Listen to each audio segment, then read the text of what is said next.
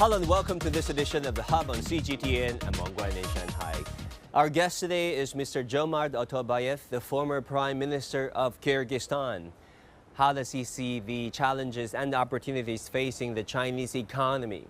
Why does he see the Belt and Road Initiative as a game changer for the entire region? And how does he see the rise of the Global South shaping global norms and governance going forward? Here's my conversation with the former Prime Minister of Kyrgyzstan. PM Otorbaev, so good to see you, and it's even better to see you on our program, The Hub on CGTN. Thank you so much for doing this. I want to begin the interview by talking about your country, which have been having the pleasure of doing so. High population growth rates, very youthful population, GDP growing for years on the row, and it's well positioned in a very important strategic location of the world. Actually, among the qualities which are listed, the best is educational level of our population. This is a legacy of the Soviet Union socialist system, when all of our parents wanted to spend last penny for education of their children. It's not only in my country, in all countries of Central Asia. It's number one. Number two, we these days start to talk more about Central Asia.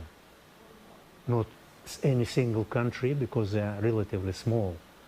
All in all, Central Asia is only 80 million population.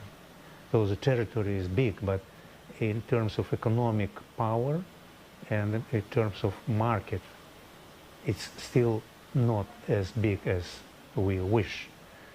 But that is why we should expose ourselves not as 5 different entities, but as one region. And now this concept bringing a lot of positive fruits. And then coming here for the ESG summit, what is your biggest takeaway from this conference? Any interesting exchanges that you think is important, not just for China, your region and the world? No, it's absolutely clear to everyone that China are taking leadership in sustainable development. If you look around, China delivering the most incredible results in sustainable development. Internally, and offering to outside world its own model on how to make practical in order to make better efforts around the world to make our planet more sustainable. And without pulling to this process private sector, it is impossible to do. So ESG is a method through which quantitatively one or another company could be judged based on sustainable development, on governance and social responsibility. So now China doing a lot of work on making this criteria to be decisive, to replace current, let's say, classical stock market for evaluation, to different approach, different area. That methods developed in other places as well, but China is absolutely leader in that area. We've heard a lot about ESG, and on the surface, of course, they stand for environmental, social, and governance. What is your understanding of this concept ESG, which I suppose originated in the Western world, but is quickly picked up here in Asia, and then becoming a guidance for action plan? In short, I am not the biggest expert in ESG.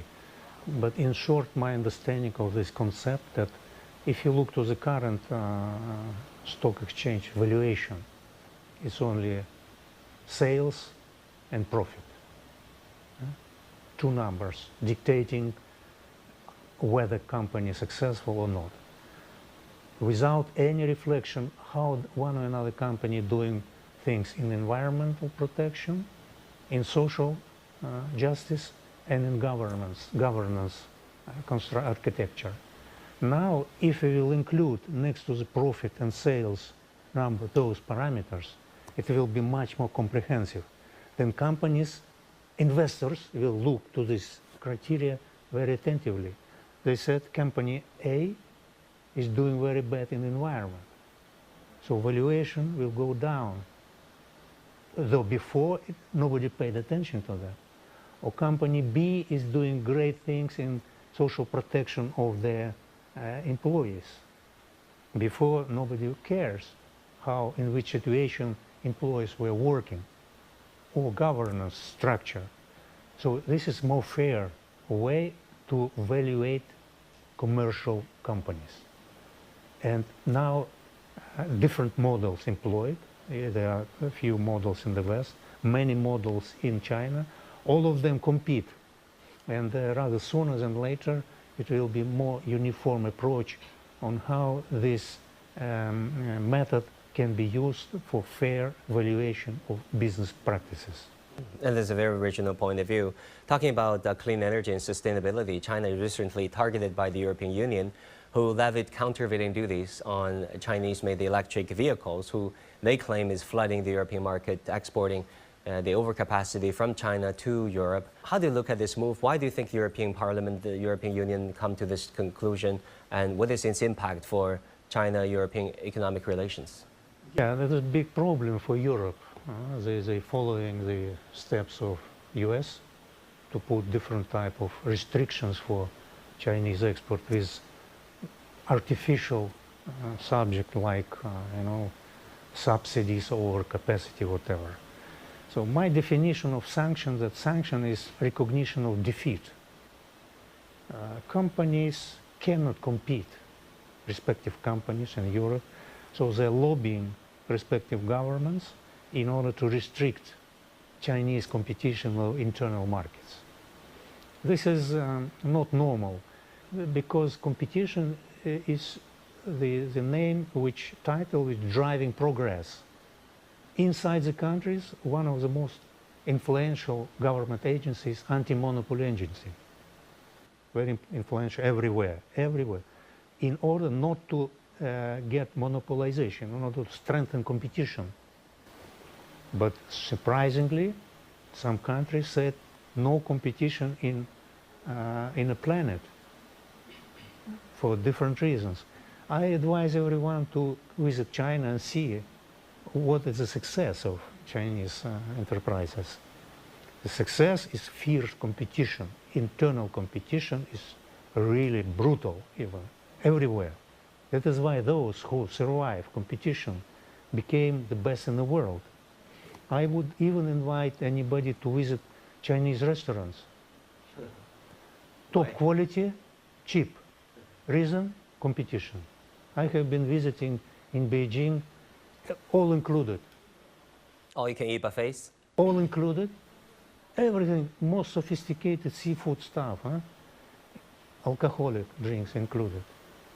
230 yuan. Why? It's competition with driving Chinese efficiency, not any artificial word which somebody would invent. You're also very invested in science and basic science research. We were talking about the fact that you represented your region in a major global science context back in the day. But we have an issue here. The United States is stepping up its science and technological containment of China, passing CHIPS and Science Act years ago, with 25 bills passed in the recent months targeting China, restricting exports. Do you think it will work? What do you make of this impact? At that conference, I want to tell about one important thing. China overcoming the rest of the world in many different areas, now in high technology. Last year, Australian think tank made analysis who is the leading country around the world in 44 critical high technology digital areas. China, number one in 37 out of 44. Tremendous achievement. You mentioned semiconductors, is still some gap, but not anymore critical. Just last 2 weeks, Chinese company which produce lithography equipment for making chips, putting to the Chinese National Agency the patent, which will be produce 3 nanometers chips. The same as the leader of the world, Dutch company ASML. So it's very little left for China to reach the top level in other 7 industries still, where it's number 2. But China is still lagging behind in basic research and development. I will tell that if from the year 2000 up to now, US scientists received something like 150 Nobel Prizes. Physics, medicine, chemistry,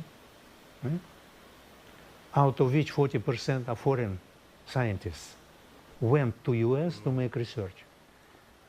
From 2000 to now, Chinese have one Nobel Prize winner. So if you want to be a leader in new world, the basic research and development, discoveries, publications in top magazines in science, fundamental and basic science, must be done.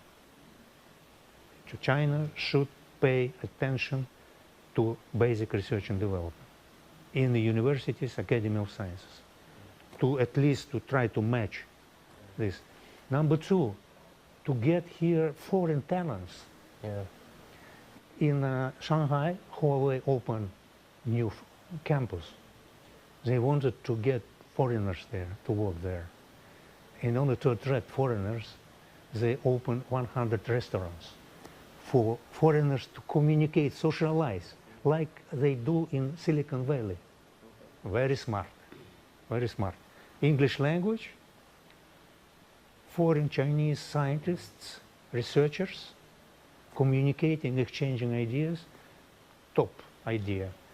Private sector show what kind of mobilization Chinese nation should have in order to get top standards in basic research and development. I want to talk about China and Chinese economy, Mr. PM, because apparently there has been some difficulties as China emerges from COVID.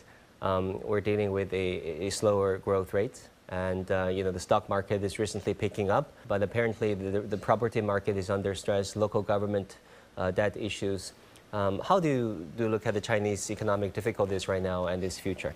It is objective fact because previously Chinese economy used so-called low-hanging fruits.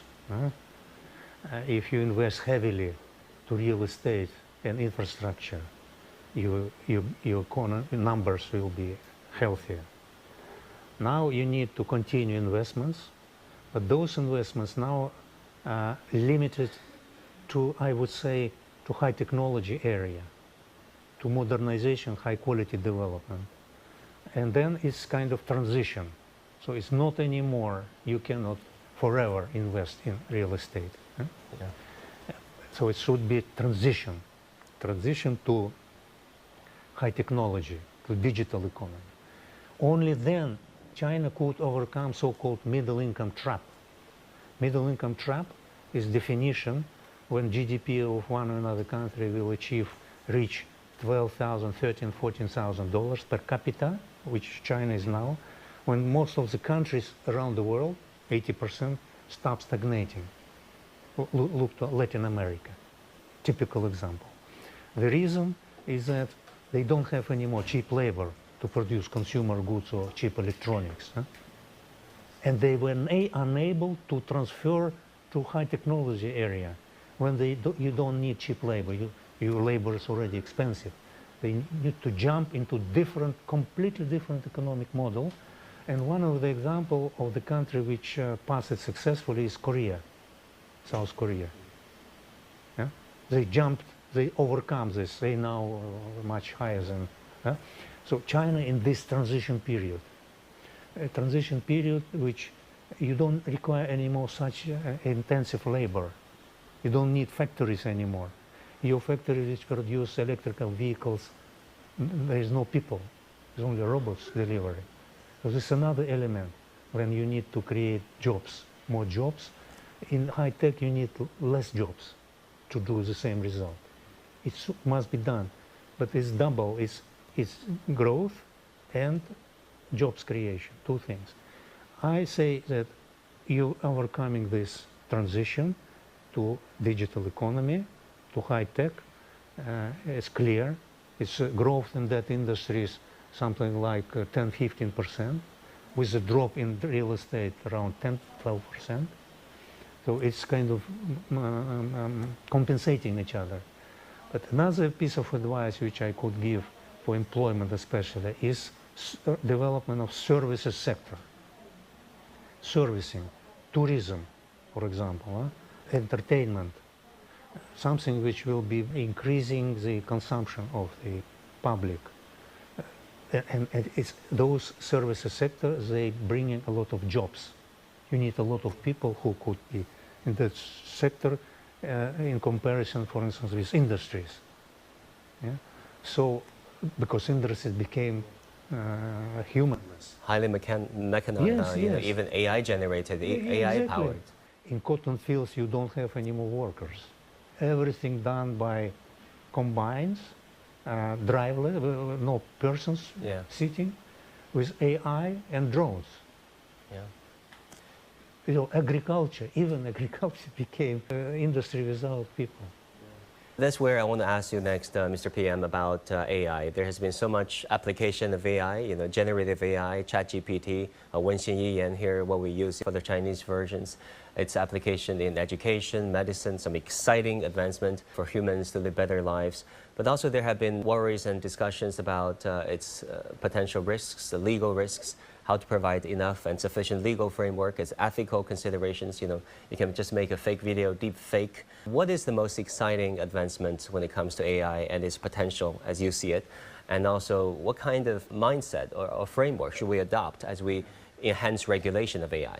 AI, I'm not expert in AI, but it's in a very impressive growing curve. It's penetrating to all parts of life of human beings, a lot of fears, a lot of speculations that it could bring to some problems. I just wanted to tell you one example. While working here in the exhibition in ESG conference, we've seen the stand of Weibo, Yeah. of Sina, Mm-hmm. and they showing how many cases they found in fake news, in provocations, in bad practices. Yes. And now we heard the story of Mr. Durov, head of Telegram, which is in France, which keeping him in order to saying that his network is not providing security services with early warnings. And it's kind of balance. Is it censorship? Or is it security monitoring? There's kind of sensitive border between these two things. It should not be two extremes. It should not be, so it should be freedom of expression from one hand side, but those people with bad intentions should be stopped. The same kind of dilemma everybody will see with artificial intelligence, even in more sophisticated level. It should be regulation somehow, because our AI should not bring harm to people, to societies, to nations, to the world. It can. There are some people with some bad ideas to use AI to make their own, for their own benefits or whatever reasons they have. So this is what's happening. What I know that some governments trying to introduce regulations in that area, which is the right thing to do. But what's happening is that development of this technology is much faster that regulators can regulate. And that it might be the gap which always will be keeping, though it might go to a wrong direction. So more attention from the regulators should be paid in order not to throw baby with the water from the one hand side, but from the other side to guarantee that that new technology will harm human beings or civilization. And Mr. PM, I wanted to come back to the region and talk about some exciting projects under the Belt and Road Initiative, of which you are a champion. There has been this China-Uzbekistan-Kyrgyzstan railway that has been finally announced by the leaders of the three countries. How do you see its progress, its implementation, and once complete, and its impact to the entire region? We are in Central Asia very emotional about good old times of Great Silk Road, when our region was the most prosperous part of the world because it was not landlocked, as it is in geographical terms, but land connected. With China-Kyrgyzstan-Uzbekistan railroad, it will be the shortest railroad between two major economic powers of Eurasian continent, China and Europe. And we will be in between. So we will be benefiting not only because of it transiting, but we also can increase trade between ourselves along this trajectory. But another point is that it will be linked to Central Asia with another railroad link, north-south, to Indian Ocean from, let's say, north. Yeah. So it means that in Central Asia we will have hub when goods could move both east, west, north, south, and be used for exchanging of goods. And it's exactly the traffic which worked in old Silk Road times. And then, of course, with understanding, appreciation of achievements of China in high-speed railways. You're a big fan of that? Yeah, it could be fantastic to employ it elsewhere.